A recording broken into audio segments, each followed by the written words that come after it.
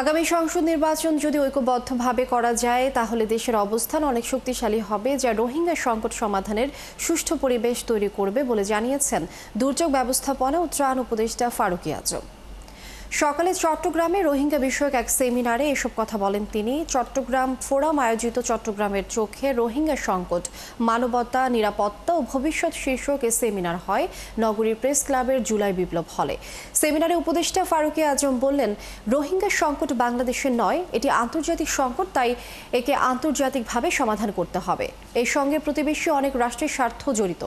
এই সময় রোহিঙ্গাদের জন্য আন্তর্জাতিক সহায়তা কমে যাওয়ায় সংকট বাড়ার আশঙ্কা করে উপদেষ্টা বলেন, বাংলাদেশ চায় রোহিঙ্গারা সম্মানের সঙ্গে মিয়ানমারে ফিরে যাক। সেমিনারে সরকারি ঊর্ধ্বতন কর্মকর্তা, বিশ্ববিদ্যালয় শিক্ষক, গণমাধ্যম কর্মী সহ বিশিষ্টজনরা মতামত দেন।